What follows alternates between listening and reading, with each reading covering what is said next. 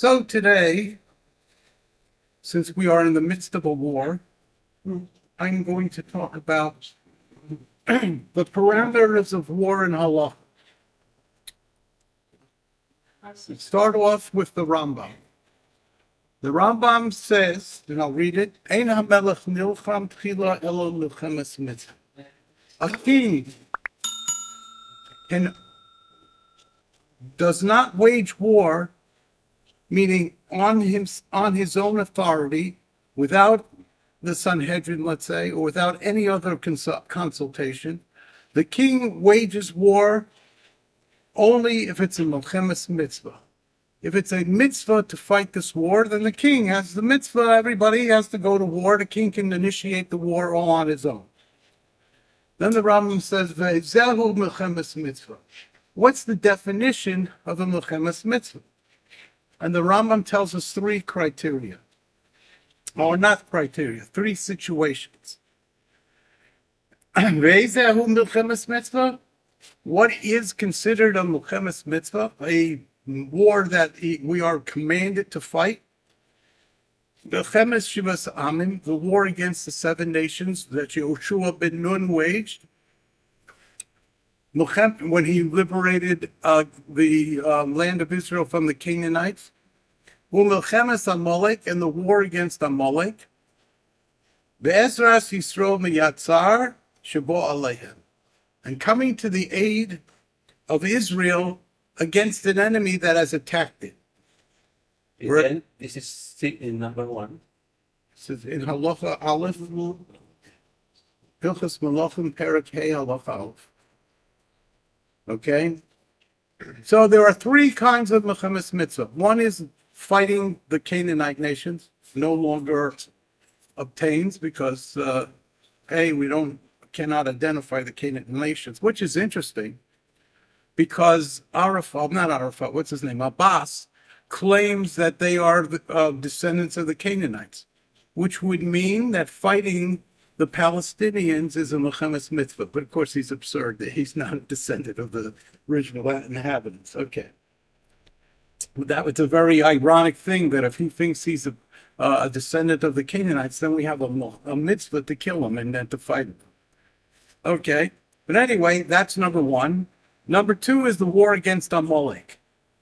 The war against Amalek, which is problematic because we say, Bo Sancheiriv, the king of Ashur, in the times of the First Temple period, conquered the 10 tribes and took them all off into the diaspora, and he did population transfer. He brought the Shomronim into the land of Israel, and he scattered the 10 tribes amongst other nations. And whenever the Assyrian Empire conquered, they did population transfer. So Bo Sancheiriv, who was the king and general of the Assyrians, Ubilbel es ha'olam, and he confused nations, he mixed them, and there's no longer any way to directly ascertain who is Amalek. The war against Amalek is a war against the nation of Amalek. Well, we'll have to deal with that. We'll deal with it if we get to it. So that's the second one. And the third one is what we have today. Ezras Yisrael miyad sar shabo alehem, helping a Jewish people, coming to the aid of Be'eri, of Migdalos, all those other Aza down by the Ritzuas Aza, by the Gaza Strip. All those enemies who attacked us, that is, it makes it into a milchemes mitzvah. We have an obligation to fight. And after the king wages all the mandatory wars, the milchemes mitzvah, nilcham afrikach nilcham milchemes orishus. Then he can go in and engage in a permissive war, but that is a war that is waged to broaden the boundaries of Israel beyond the territorial boundaries that were set in the Torah.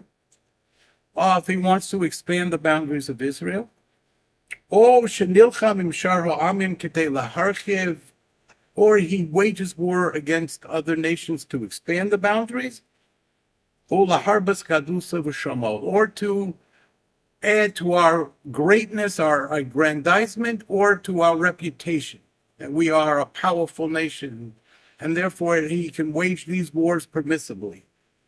But Milchemes mitzvah eino tzorech litol bo reshus bezdin. A milchemes mitzvah, he does not have to seek permission from the great Sanhedrin. But at all times, the king is obligated to take Israel and go into war in a milchemes mitzvah. But kofa es and he can compel, he can constrict, he can draft all the people to go fight. Avol milchemes or reshus. What if it's a permissive war, which is to broaden the boundaries of Israel or for the aggrandizement of Israel? He cannot declare war and take our soldiers to fight unless he has the permission of the great Sanhedrin of 71. Which means today there is no permissive war. Why not? Because there's no Sanhedrin. But there is a defensive one. There's a Mechemes mitzvah, but there's no Mechemes or Rishus. Oh, okay. Mechemes mitzvah means whenever we're attacked, we fight. But if you start a Milchemet mitzvah, Right? and you can grant this, There's no problem. Once you start, you start. Ad riditot, until you defeat them and destroy them and whatever you conquer, you conquer. kivush milchama, kivush. Okay. Today we don't have a Sanhedrin, no Mechemes mitzvah. So the Rambam has delineated for us that today, since Hamas attacked us, we have a Mechemes mitzvah. We have a Mechemes mitzvah. But the truth of the matter is, we've been engaged in a war for 75 years or longer. This is an ongoing war where the Arab neighbors, our Arab neighbors, seek to destroy the state of Israel. They invaded us after the declaration of statehood. They blocked us by the Straits of Tiran. They attacked us with those Fidayin and led to the Milchama of the Sinai War, Sinai Peninsula War. Every war that we have fought so far is to perpetuate our existence, to continue our state, to prevent the Arabs from overwhelming us, from driving us into the sea, and therefore since 1948, if not earlier, we are engaged in a Milchemes mitzvah. 56 was mitzvah. Yeah, 56, they were attacking, the Fidayin were attacking on the borders, and we then went to wipe them out. Okay. Now, that is in the laws of kings, because this applies to a king. The king is the authority that takes us to war. Like we would say in the United States, the president is the commander-in-chief. The king is the commander-in-chief. These are in Rambam, Ilchot, Yagachim. Hilchos Melachim Perakeh. Now we are going to switch to another Rambam, Hilchos Shabbos, in the laws of Shabbos, Perak Beis, the second chapter of the laws of Shabbos. Goyim shetzoru al Yaros Yisrael. Gentiles who lay siege to a Jewish city. In Bo Aliske Mullen, if they're coming to steal your bicycles or some other material thing, they want to plunder the fields, take the produce. You're not allowed to go and attack them on Shabbos. You don't fight on Shabbos. We don't engage, we don't declare war on Shabbos.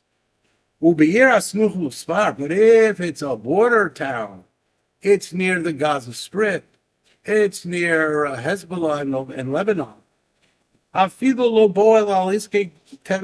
Even if they're attacking you because they want a paperclip, nothing to do with monetary value. They come and they attack you with Rambam puts, they come for straw. They're attacking you over straw, dead grass. We have to go out against them with arms, and we violate the Shabbos. Why? Because that makes it a Milchemes mitzvah. It's a mandatory war. A mandatory war, Doicha Shabbos, supersedes the laws of Sabbath. And in any case, in Bo Aliske Nefashas, if they came to kidnap souls, or they came to kill you, or they come and attack you and you don't even know what their intent is. You put on your guns, you get in your tanks, you go on, you fly your jets, and you violate the Shabbos. This is Shabbat, Perek? Perek Beis, in Hilchos Shabbos, Halacha Chaf Gimel. פרק ב'. U'mitzvah al kol, listen to this next sentence, in the next phrase in the Rambam. U'mitzvah, you all know what a mitzvah is? Al kol Yisrael she'acholim lavo, any Jew who is within reach, who can come to the battle, mitzvah kol Yisrael she'acholim lavo, lotzeis, to go out into war, v'la'azor la'achayim, and to help their brethren, shebematzar, who are being attacked, u'lahatzilam miyad hagoyim b'Shabbos, and save them from the Gentiles, even if it's on Shabbos. Get on the train, travel to the Gaza, wherever, take a bus, drive your car, join a military convoy, whatever it is, you're on Shabbos. It is avoiding every Jew. Yes, mitzvah al kol Yisrael. La'atzila miyad hagoyim. But also lahem lismameya. And we can't have any of these frummakers saying, listen here, it's Shabbos, in 10 minutes, Shabbos will be over. We'll go in 10 minutes. We'll go in an hour. We'll go later on. No. For also, it's prohibited lehismameya, to delay l'mitzoy Shabbos, and to wait for Shabbos to end. Meaning, right smack in the middle of Shabbos, you must go and fight. Well, what happens if they attack and it ends on Shabbos? Now we've defeated the enemy. What do? Do we stay in our military encampments? Do we stay on the battlefield? No. And when they saved the Jews who were being besieged, they're allowed to return home. B'kli Zayin, wearing their armor, in their tents. Excuse me, they're not. Before going home, what has to happen? They have to fight. No, what is the word in there? To fight and relieve the... No. After But also lahem lehismameya, and they're not allowed yes, to delay. And then it says, okay, but it means when they saved their Jews, when the Jews were under attack, they were surrounded, they were in a siege. Now they relieved the siege, they defeated the enemy, and all is at peace, they've conquered the enemy. It's mutter for them to return on Shabbos with their arms all the way out of the tchum, on the train, whatever it takes, kedei shelo lahashilim lo'asav lavo, so that the next time they won't hesitate to go, because they'll think, oh my gosh, now our community is at risk. We've left to go fight. No, they can return home, and they have no problem with violating the Shabbos. Did you read Rav Parush? Right? We'll get to everybody here. We're going to take this shlav. You know what that means? Step by step by step. So we've defined what a mechemes mitzvah is. We've already said everybody's obligated to go to a mechemes mitzvah. We're obligated to fight on Shabbos. All the laws are suspended. The main thing is save Jews, defeat the enemy. This is from the Rambam. Now let's focus and turn to the Shulchan Aruch. The Shulchan Aruch with the Ramah is going to deal with a new situation. What about a preemptive war? What about the 6-day war? Nasser closed the Straits of Tiran, which was basically an act of war, but they didn't attack us. But they didn't attack us. Can we launch a war to destroy the enemy as a preemptive strike? So now, the Shulchan Aruch says, the same thing the Rambam says, if enemies come, al iskei moment, it depends if they come for paper clips, you're not allowed to be machal Shabbos. They want to steal bicycles, they want to steal cars, you're not machal Shabbos. What if they come and threaten lives, kidnapping or killing? Or if we don't know what their intent is, they've just attacked. Then yotzim aleim b'klizayin u'machal aleim es haShabbos. We go out with weapons and we are machal Shabbos. We drive our tanks, we fly our jets, we go to the battlefield b'chil Shabbos. Shulchan Aruch where? Shulchan Aruch, Hilchos Shabbos, Orach Chaim, Hilchos Shabbos, Siman Shin Chof Tes. And if it's a border town, then we go no matter what, even if they only want to steal paper clips. We go out to fight them because it's a border town, it's protecting our country. We protect our country. Says the Ramah, Va'afilu lo bo'u adayin. Even if they didn't attack yet. they're massing to attack, or we think they're coming to attack. We don't know if they're coming to attack, but we want to do a preemptive strike. Afilu lobo adayin elorotzim lavo, if they intend to attack us, if they're massing their armies, if they're preparing for war, we do a preemptive strike on Shabbos and we mochal Shabbos. This is still 329. This is Shin Chov Tes 329. It's a Ramah. And the Ramah is quoting an Or Zarua, who is a Rishon. So, according to the Ramah, even if the enemy has not launched the attack, but we suspect that they intend to attack, we are commanded to battle with them even on Shabbos, which means that this is a Milchemes Mitzvah. For only for a Milchemes Mitzvah do we violate the Shabbos.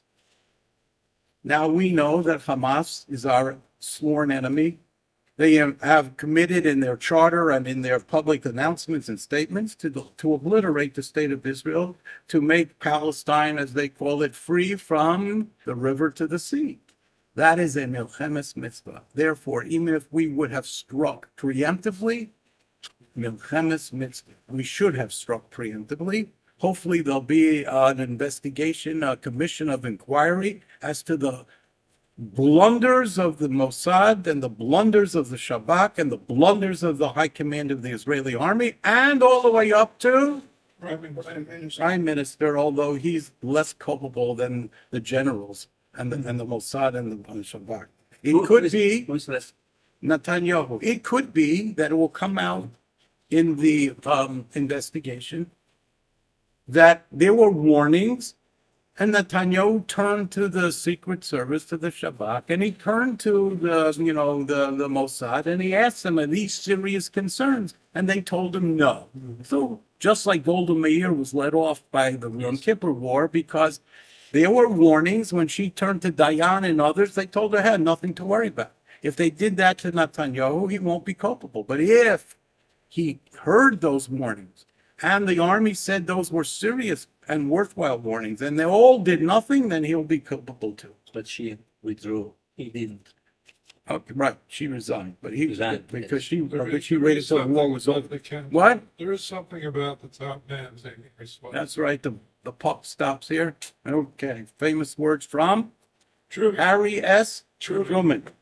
Okay. Midine Milchemes Mitzvah. What are the laws? Well, we have determined that it is a Milchemes Mitzvah if we're under attack. Israel has been under attack for 75 years. Therefore, every war it has fought so far has been a Milchemes Mitzvah. The Hamas war, we're certain of this is a Milchemes Mitzvah because they attacked us. Okay, what comes out from this declaration that we are in a Milchemes Mitzvah?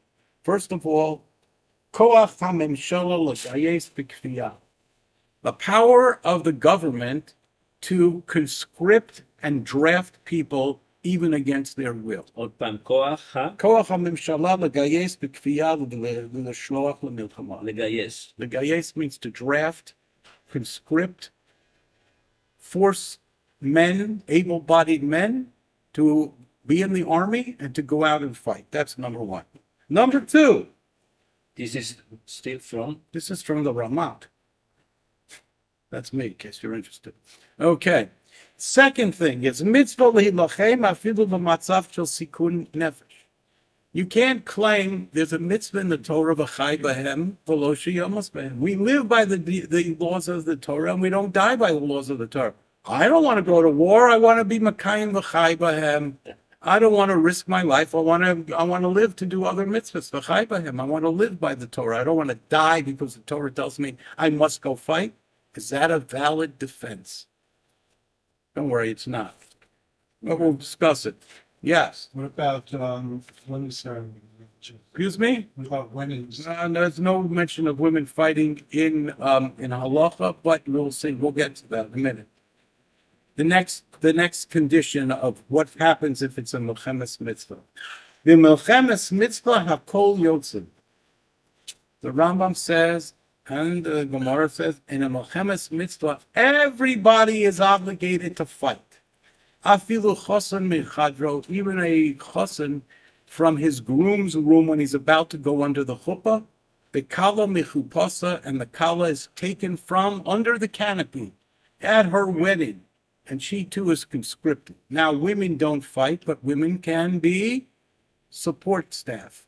Women can provide food, clothing, even munitions. Women can do a lot of things without battling on the battlefield. Excuse Well, me, the could you see who is saying this? This is the Rambam. Lashon HaRambam, Hilchos Malachim, Perek Zayin, Halacha Dalet. Zayin Dalet. Malachim Zayin Dalet. Hakol Yotzim. Everybody. Chosim Michadro, the Chosim, and the Kala. Why does the Rambam, or why does actually it's a Gemara, why do they mention Chosim and Kala? What's with Chosim and Because Kala? in the Chumash, Because in a Melchemes HaRashus, a permissible war, Chosan is potter from the war. Kala is potter from the war. So when Gemara comes along and tells us, and the Rambam paskins this, that in the Melchemes Mitzvah, even the Chosan and Kala that got a bar from a permissible war are incumbent upon them to fight a mandatory war, a mitzvah, Melchemes Mitzvah. Okay.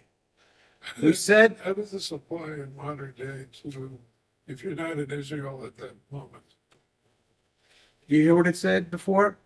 If you are able to come from wherever you are, you come. You're commanded to come. And you're not allowed to delay. Even for Shabbos, you're not allowed to delay. And we know how many Chayalim came back to fight this war, and the planes were packed with Chayalim returning from America and from other places in the diaspora.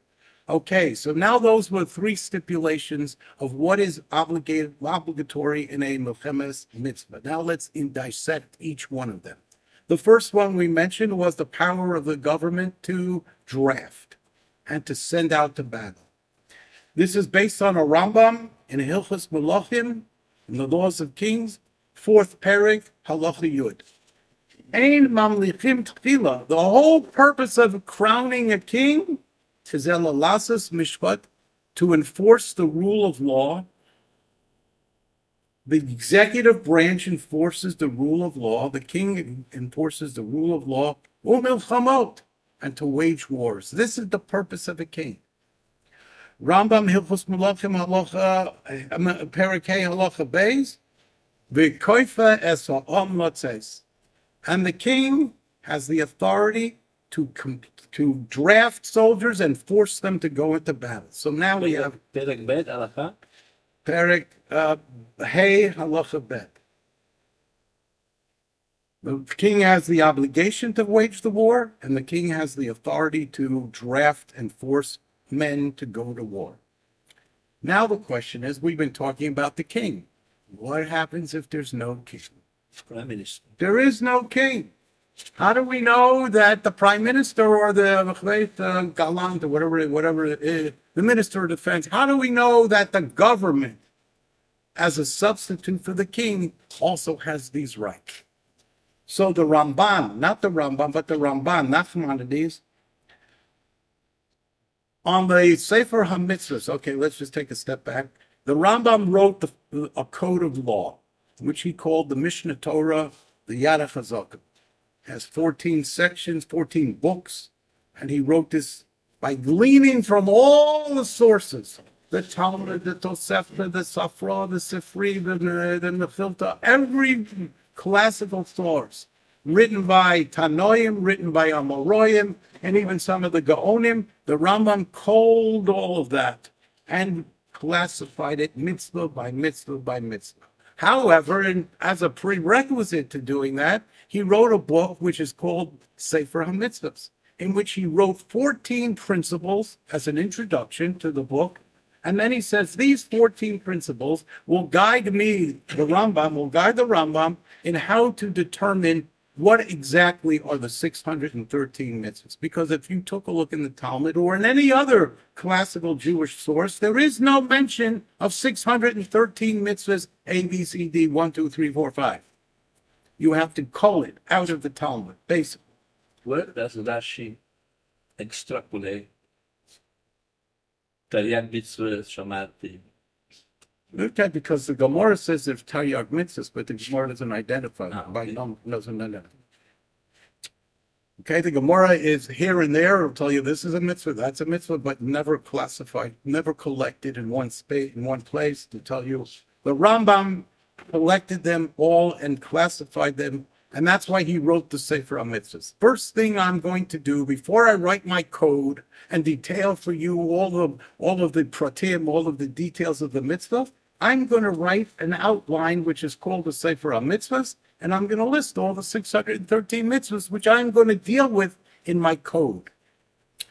Now the Ramban saw the Sefer HaMitzvahs, studied every one of the mitzvahs, and he has what's called Hasogas HaRamban. The Ramban disagrees with the Rambam. I think it's around 15 or maybe 16 mitzvahs. He disagrees with the Rambam.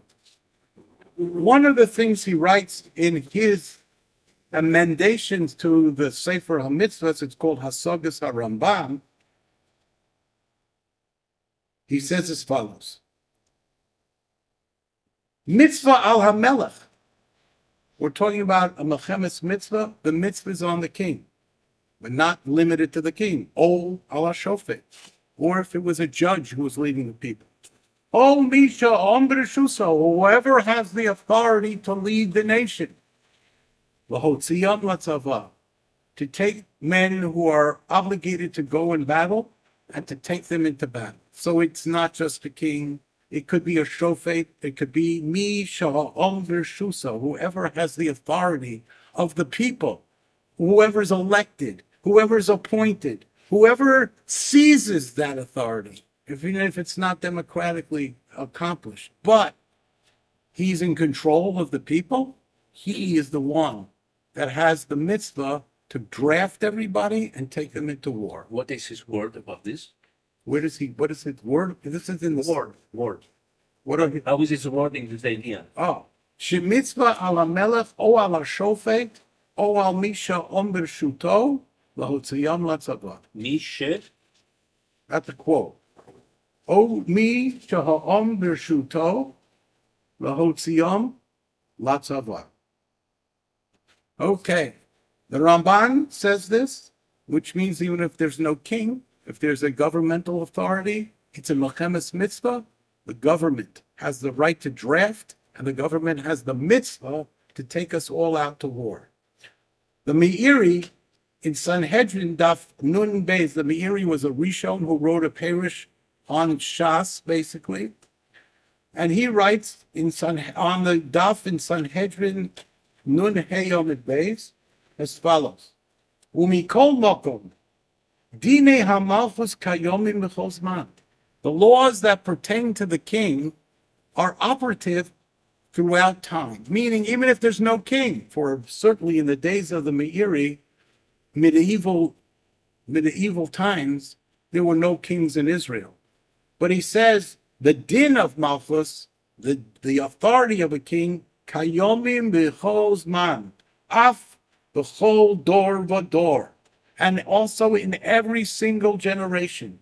Yesh reshus l'manhige hador, there is permission granted, meaning a halachic authority given to the manhige hador, the leaders of the generation, u'gedolei ha'arotzos, or regional leaders who just rule the Jewish community in a certain particular country. La'anosh, they can punish people. The laharog, and they can execute Jews. We're talking about punishing Jews for violating halacha, or killing Jews for violating halacha. Derech horasho. Just during the war. No, this has nothing to do with war. Just let me finish that. Derech horasho. Because there is an obligation to maintain observance of the mitzvahs. There's an obligation to maintain civil law in Jewish life. And therefore, you do not need a king. Anyone who is in authority can punish, can kill, obviously can take us to war. In other words, it's the authority that's given over to whoever is in control of the Jewish community. And if you can kill, you can take to war. Death penalty. What? Death penalty. Death penalty. Yes, you can kill, execute. So both the Ramban and the Meiri hold that the laws of kings apply all throughout Jewish history. The authority of the kings. There's no king, it's given over to whoever's in control of the Jewish community. And you can easily say it could be the elected officials of the state of Israel. Okay? They are given control of the Jewish community. Nowhere does it say that they have to be tzaddikim. Nowhere does it say that they have to be shomrei Torah or mitzvahs. It merely means that they are in power to rule and govern the activities of the people. Halacha 64. Excuse me? Halacha 64. What's 64? No, you said the Meiri. The Meiri is on Sanhedrin, Masechet Sanhedrin 55. I'm sorry, 52b. 52. Okay. So that's what happens if there's no king or what? Rabbi? And what about people challenging the election? If they don't have local laws? What do you mean? The Like people we are have- challenging. Well, they're not challenging election. They're challenging the authority that was elected. They're challenging the prime minister who was freely elected. That's a whole different story. That could be sedition. Okay, mitzvah lehilachem afilu b'matzav shel sikun nefesh. And now we said the second thing was that you can't claim pikuach b'tfoshos. I'm going to risk my life. I don't want to risk my life. Who says I have to risk my life?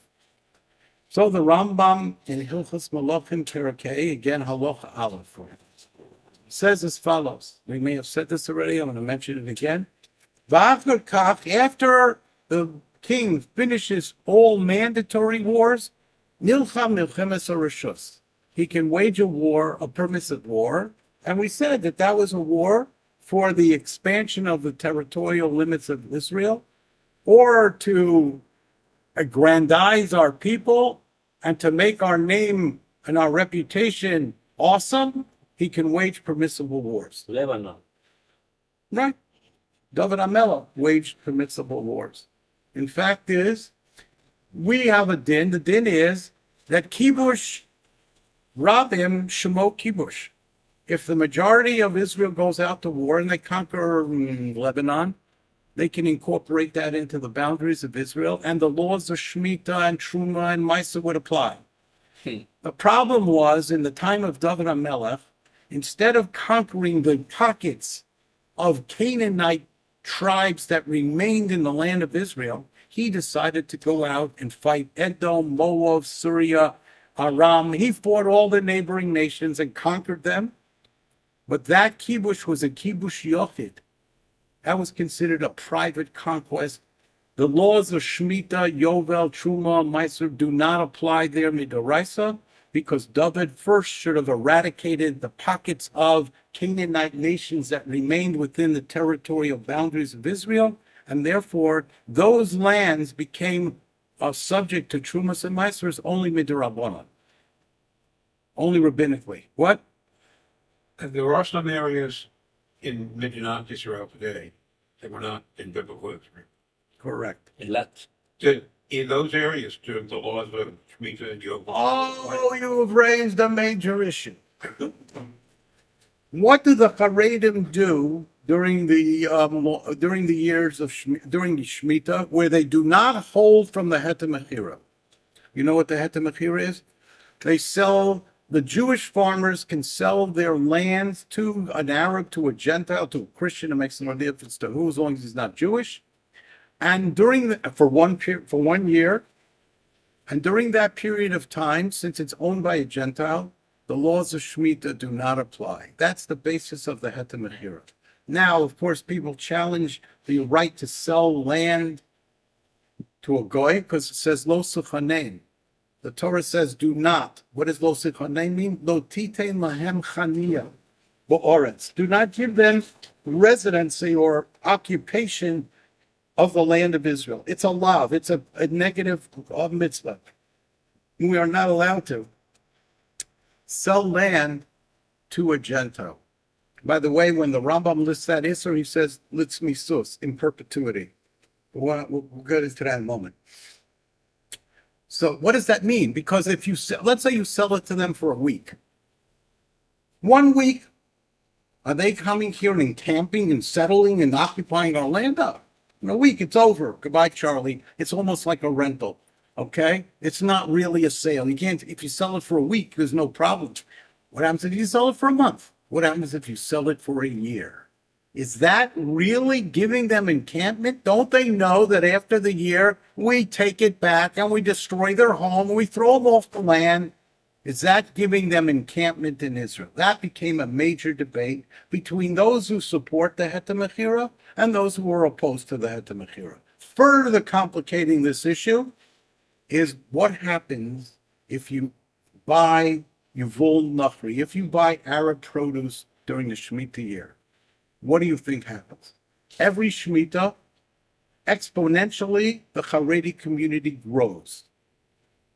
By, I don't know, 100,000, whatever it is, every 7 years, maybe less, 50,000, whatever it is, there's going to be a tremendous increase in the Haredi population that is going to need vegetables and fruits and all these things. And what do you think the Arabs do in anticipation of this? They expand their cultivation of the land of Israel. Do they give it back after Shemitah? Do they say, oh, sorry, we cultivated your land, take it back, Shemitah's over? Nada. When they take over our land and cultivate it, it's a permanent possession by Goyim of the land of Israel. That is giving them occupation, achuzah, possession of our land, a lot worse in my mind than selling them the land for 1 year and taking it back. Because this situation, the alternative is we never get it back. They cultivate it, they dwell on it, they expand their holdings. That is a real major problem. But the Haredim ignored that. There's another problem. The Chazon Ish says, based on Parshas Bahar, last week's Parsha, not the Chukosai, but Bahar, V'shavsa ha'oretz Shabbos Lashem. It's not an obligation only on individuals to make their land lay fallow during the Shemitah year. V'shavsa ha'oretz, the land must rest. And if a Gentile works the land, says the Chazon Ish, Shemitah pertains. Shemitah governs. You cannot sell land to a Gentile and extricate it from the laws of Shemitah, exempt it from the laws of Shemitah, because according to the Chazon Ish, which is based on a Mabit, selling the land does not change the status. The din of Shemitah is you're mechuyav. Therefore, the Chazon Ish does not believe that in the Shemitah year we should buy what we call Yevul Nachri. You're not allowed to buy Yevul Nachri because you're not allowed to deal in business with produce of Shemitah. So what is the Chazon Ish fashion? The Chazon Ish says, let's go back to Talmudic, to Mishnaic times. In the times of the Mishnah, Besdin, well, first of all, let's go. In the times of the Mishnah, here comes a Shemitah year. You have to, the farmer, Mr. Farmer, you must open up your field. You must give every Jew who wants to the opportunity to come upon your land, pick your produce, go home and not pay. And you have to, if you have a fenced-in area, you have to open the fence. And you put up a sign. Whoever wants to come here, come and take. Okay? So what happens? I live in Bnei Brak. I'm studying with Rabbi Akiva in his yeshiva. The produce is now up in the Galil. Well, how am I going to get to the Galil? Every time I want to go to the supermarket, I got to get in on my camel or my donkey and go up to the Galil and go to the farmer's produce and take it.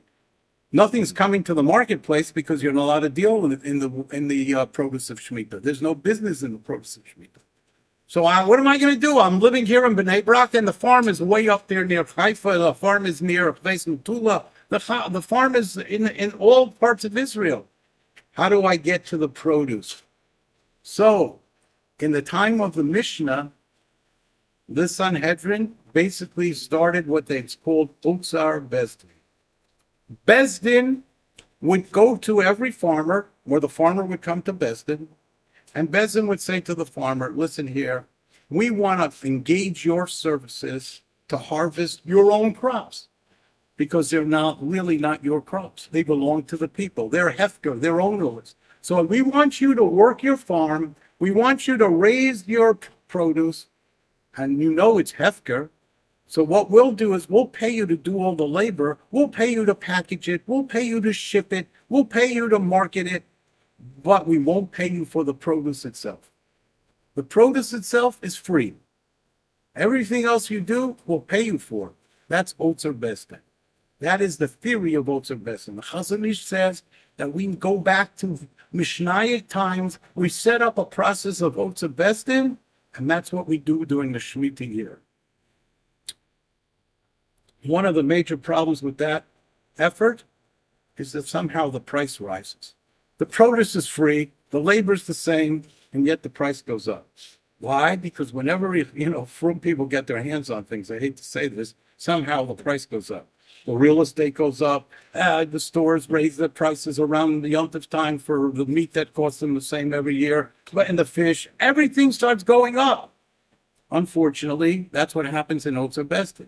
Number one. Number two, the produce is not of the same good quality as the produce raised under the heter mechira for whatever reason. Anyway, that was the Chazon Ish's solution, but basically he says that selling it to a Gentile does not free it from the din of Shemitah. Okay, I don't know how we got into this, but we were into it, we finished with it. Okay, so now the second aspect of declaring a Mechemes mitzvah is that everybody has to fight, even if they're going to, God forbid, there's going to be what we call korbanot. They're going to be sacrifices of soldiers who are going to die in the battle. You can't claim I don't want to fight because it's pikuach nefesh. Because if the king can fight a permissible war, soldiers are going to die in a permissible war. Pikuach nefesh, and it's not a mitzvah to fight a permissible war. It's only a reshus. It's only permissive. There's no mitzvah. How can the king declare a permissive war? Soldiers can say, I don't want to risk my life. You want a permissive war? Go have it. Gesundheit hate, but not with me. I don't want to go. But the law is kaifa. What says? Once there's a declaration of a permissive war and the Sanhedrin agrees, yes, then the king can draft people and force them to go to war. So if he can force them to go to war for a permissive war, halachas kama v'kama, for certain, he can conscript them to fight a Mechemes mitzvah. Now we have the issue of hakol yotze. Everybody has to fight in this Mechemes mitzvah. That's what the Rambam says. That's his exact language. Adol b'Mechemes mitzvah hakol. You know what hakol means? Everyone. Yotzin must go out. This, of course, raises the question as to whether or not full-time students who are studying Torah, and we're talking about students who don't waste time, students who are committed to the study of Torah, let's even call it studying Torah 24/7. They study and they study and they don't waste time. Are they exempt from going into the battle? Because the lashon of the halacha is hakol yotzi. Everybody must go. Well, this is a very, very major issue in today's society. And the Gedolim are telling them not to go to the war. And I don't want to put my head in between such big boulders because they'll crush me.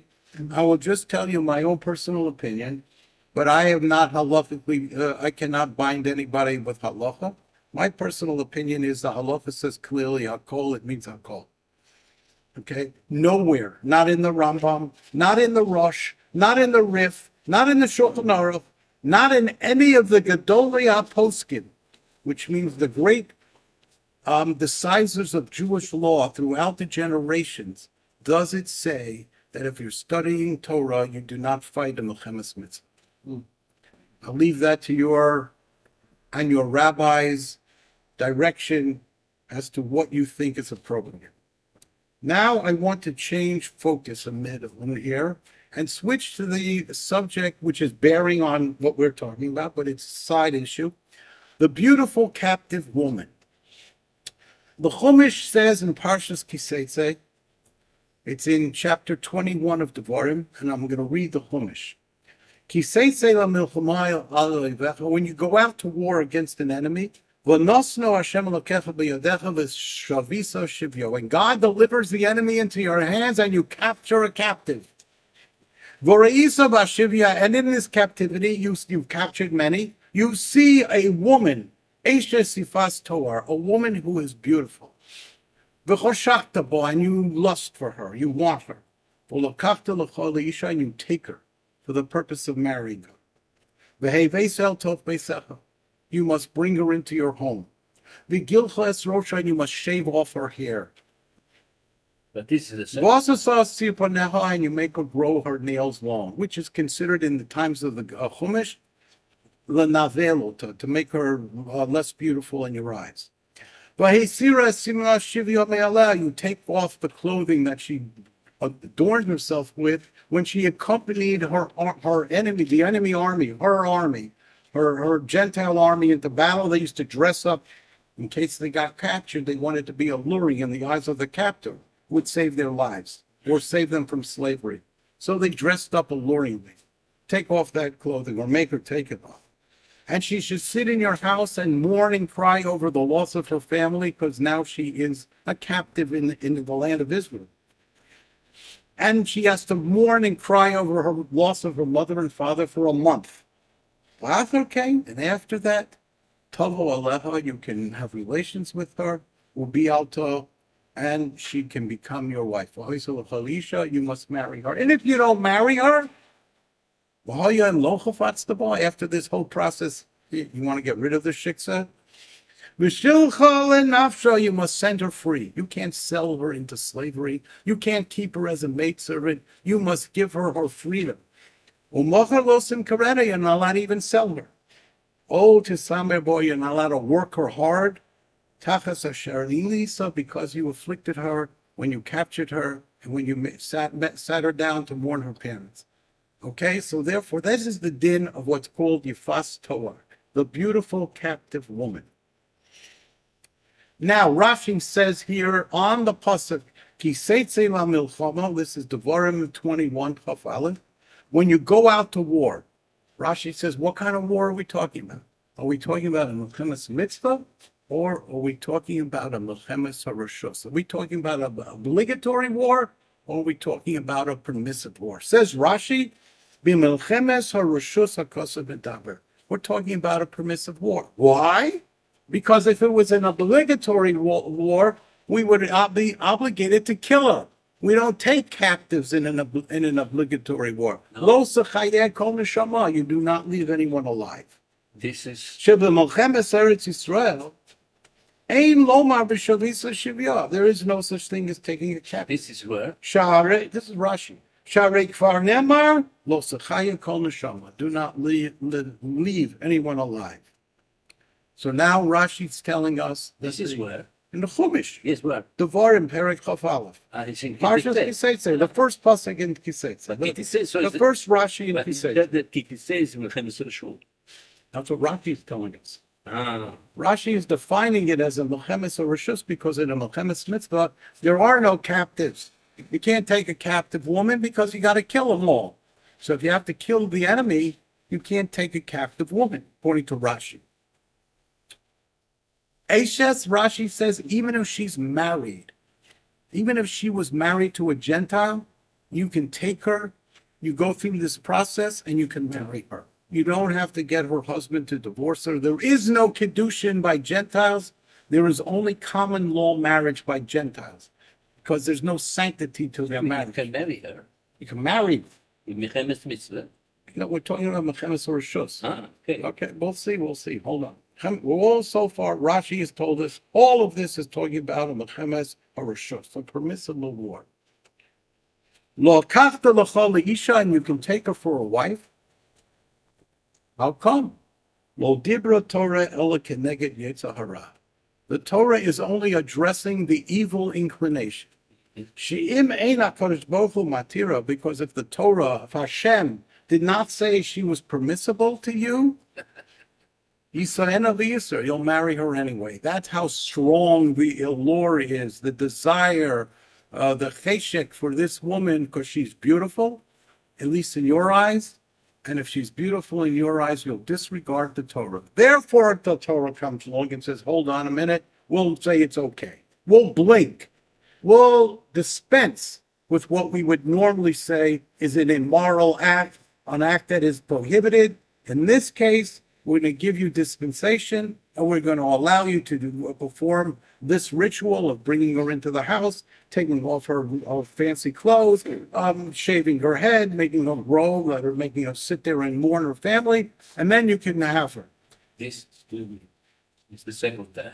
The first time, you can take her without... Whoa. Rashi says you cannot take her a first time until after you go through this whole process.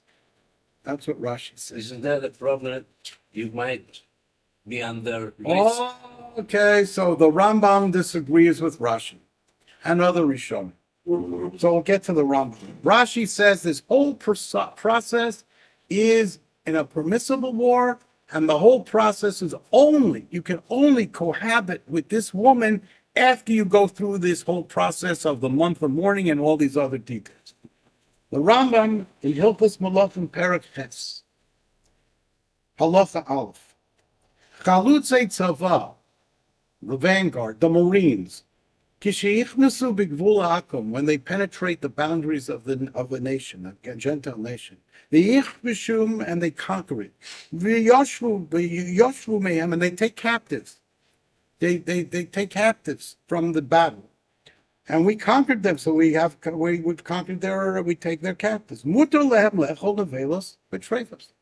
The vanguard army, the Marines, the Chves, whatever it is, the soldiers of an army of Israel, they can eat non-kosher food if there's no kosher food available. If they don't have kosher K rations or whatever it is they call it here, they can eat treifa food. They can steal the food from farmers in the Gentile nation and eat it. Basar chazir, they can even eat pig. Im yirav, if they're starving, if they can't find kosher rations, they can eat non-kosher rations all the way up to pig. They can drink the wine, even though it might have been wine that was poured for Avodah Zarah.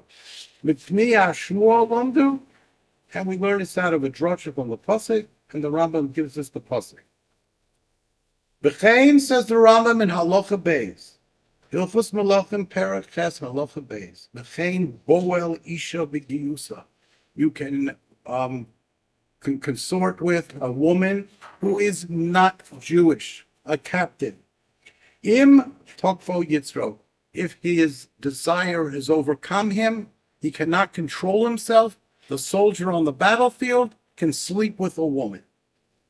But he cannot just rape her and then go off and leave her there on the battlefield.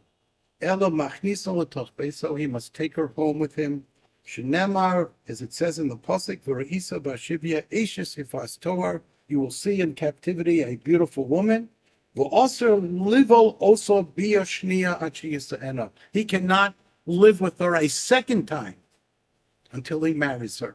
That means that the process has to be completed, and there's a difference of opinion as to whether or not he has to ask her permission. But let's just talk straight. Until he goes through the process, he cannot sleep with her a second time.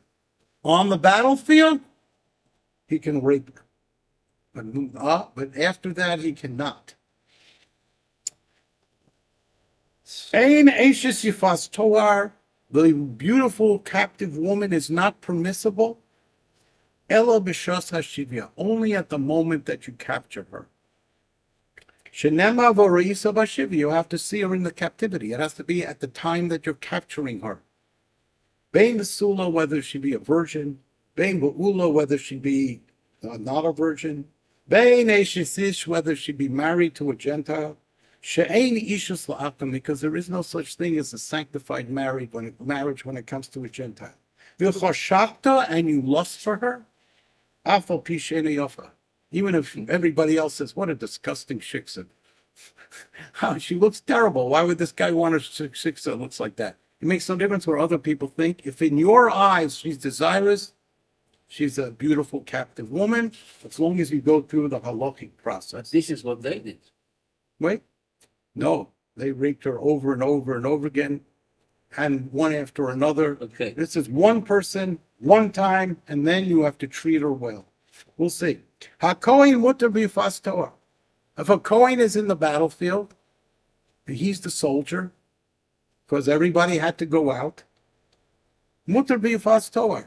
B'biyah rishona, only the first time. Like every other Jew, only the first time. Shelo dibra Torah ela keneged yetzer hara.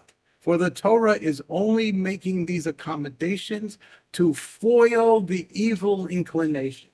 Avol einu yachol lisan achakach. A Kohen cannot marry a beautiful captive woman even after he goes through the whole process. Because she's a convert. After the process, she converts. If she converts, Kohen still cannot marry her. A Kohen is not allowed to marry a convert. No. No. This raises many, many, many, many serious and difficult problems, certainly in the United States, where there's a tremendous amount of balei tshuva, women balei tshuva, balas tshuva, who lived with a Gentile before they became frum. They lived with a Gentile because that's what was done in college. They slept with each other. It's done all the time in college. Then, all of a sudden, she becomes a balas tshuva, which is very exemplary, and she returns to Judaism. She returns to the observance of mitzvahs, and then she has a boyfriend who's a Kohen, and she wants to marry this Kohen. Osir! Because she is considered a zona. She is considered like a harlot because she slept with Gentiles. And even though she became frum later on, she still retains that stigma. She's not allowed to marry a Kohen. I had a personal case of this in the Baltimore area, and it was heart-wrenching. But again? With a balas tshuva, Yes, but who wanted to marry a Kohen because they met after she became frum on a J date or something, and she wanted to marry him, and they were in love, and they had all this and that, and she couldn't marry him. but we're speaking about a not-Jewish girl. She cannot marry a Kohen. That's right. A Gioris cannot marry a Kohen. If she stays at Shiksa, she certainly can't. Yeah, only the first generation. No, only the first Bia who went on the battlefield. There's no generations. A Kohen is not allowed to No, marry. I mean nowadays, leave out the war. Right. Kohen is not allowed to marry a Gioris. And the daughter of a Gioris there Daughter of a Gioris is a Bas Yisrael L'chol Davar. is what? A daughter of Israel for all purposes. She can marry a Kohen. But the Gioris herself cannot marry a Kohen. Now the question is, the Rambam makes no distinction in respect to the laws of the beautiful captive, whether it be a mandatory law, mechemes mitzvah, or a permissive law. He blankets the heter, the permissibility of a soldier to consort with a woman on the battlefield without making any distinctions as to whether it's a mandatory law or a permissive law. So, from that, the Minchas Chinuch and other great, scholars of the Rambam deduce or infer that the Rambam holds that the din of Yifas Toar, the law of the beautiful captive, is applicable even to a mechemes mitzvah. Rashi says, you're not allowed to leave him alive. How can you have a Yifas Toar if you have to kill her? How did you take her as a captive? So, the answer that's given by the Minchas Chinuch, for one, just like the soldier can eat treif, just like the soldier should be machal Shabbos, just like the soldier can just like the soldier can kill, just like the soldier can steal and take from the Gentiles, all of the mitzvahs are suspended in the face of war, including the mitzvah of lo sechaya kol neshama of a Yifas Toar. A Yifas Toar, a beautiful captive woman, because it's going to well up in you the desire. The Torah suspends the mitzvah of lo sechaya kol neshama, just like it suspends the mitzvah of lo techalel et hashabbos. Bichlal or just for the moment? Well, the Rambam says the stipulations only on the battlefield, only once, and then you got to go through the process. And if she doesn't want to become Jewish, I mean, if he lays with her, sleeps with her. No, yes, afterwards he can shoot her. no, that's what it says. After she goes through the process, No, without going through the process. no, he cannot kill her at all. No. No, you're not allowed to kill her. No, once he sleeps with her, he's got to go through the process. And then at the end of the process, if she doesn't want to marry her, or if he doesn't want to marry him, he can't sell her. He must free her. And if she wants to marry him, she has to become a Gioris. Excuse me. Let's suppose somebody enters in Gaza and he sees a very nice shiksa. And this shiksa is very nice, but she is a jihadist. Jihadist? Yes. She's against us. Well, there's a mitzvah of Losachaya Kol Neshama. Don't let her live. So if he wants to take her, then he can kill her. Well, if he finds out later that she wants to kill him, That's all the Horgafah, escape the Horgo. She knows before. Okay, so, okay. He first. Okay. Anyway, that's how they answer the Rambam. Time's up, huh? When, if you can eat pig, can you enjoy it? Yes. You make a brocha. You also make a You brocha. make a shahato. All right, we didn't finish. If you want to stay, you want to go, what do you want to stay? I will stay. You want to stay? It's up to you. I Yes. can't compel you. Stay. Okay. There is a big question which is raised in the Haredi world. In the end of Hilchas Shemitah V'Yovel, the last halacha, the last halacha in Hilchas Shemitah V'Yovel, it's in Rambam, Hilchas Shemitah V'Yovel, Perek Yud Gimel, 13th chapter of the laws of Shemitah and Yovel. The Rambam says over there, Chapter 13. Halacha, Perek Yud Gimel, Halacha Yud Beis, Law 12. Okay, I'm going to just read it in English. Why didn't the tribe of Levi get a portion in the land of Israel? Because they were segregated and distinguished to serve Hashem. The Horos, the Rochav, to teach the people, Hayesharim, Umishpatav HaTzadikim, L'Rabim Shenemar. It says, Yoru Mishpatecha L'Yakov, V'Torascha Yisrael. Okay, that Levi, the tribe of Levi, should be teachers of the Torah of Israel. And they serve in the temple and they serve Hashem. Like the Chabad Hasidim say, Tzivos Hashem. The tribe of Levi is Tzivos Hashem, back from the days of the Torah. Therefore, they are distinguished from normal practices in the world. They don't have to go out and war like the rest of Israel, or Levi. Elohim Chayal Hashem, they are the army of God. Shenemar Baruch Hashem Chelo. Okay.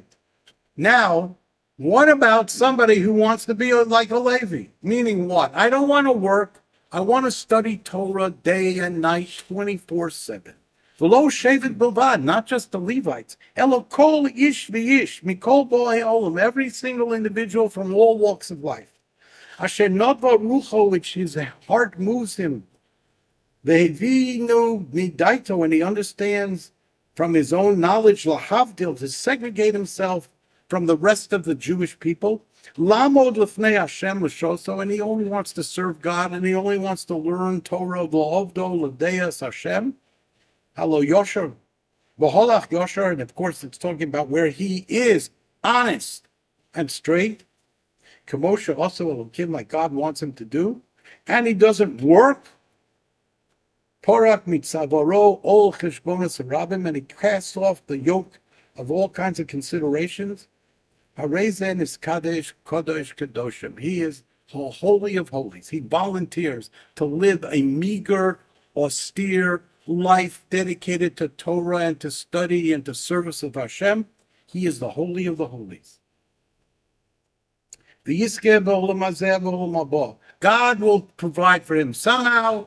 God will provide for him, and therefore he doesn't have to work. He trusts Hashem. He's boteach in God, and God will provide for him. By the way, the Radvaz, who's a primary commentator on the Rambam, adds, but he can't take charity from the people. It's also to make the Torah kardom lachkorbo. We're talking about somebody who gets away with minimum activity to support himself, but he supports himself Mimaisin yoda, from the toil of his hands. He may work an hour a day and get enough, eke out enough. If he can, he can. If he can't, he's not allowed to take charity. That's what the Rabbi says. He's not allowed to take charity. Right. You're not allowed to take money to study Torah. That's Yes. the opinion of the Rambam. But yeshiva could take money. Well, we can talk about that in a moment. How do they get around this Rambam? The Kesef Mishnah, the Rabbi Yosef Karo already deals with that. And he says, Eis lasos Lashem, Hefeiru Torasecha, just like the Talmud was written down in violation of the Halacha, so too, supporting learning Torah is you have to circumvent the Halacha and you can take money. That's the Kesef Mishnah. The Rambam holds the most amazing thing. If you take money to study Torah, says the Rambam, you're making the Torah a kardon lachbabo, a spade in which to dig. You are machalel shem shemayim. You violate God's, the heavenly God. You're making a chilul Hashem. Ma'abed es atzmo min ha'olam haba. You destroy your portion in the world to come. You can't get any stronger than that. Find the chetim. Okay, so that's what the Kesef Mishnah does. Okay, anyway. So now what happens if somebody says, listen, I want to be like a Levi. And now the Rambam says I'm the holy of the holies. And just like a Levi doesn't have to fight, I don't want to fight.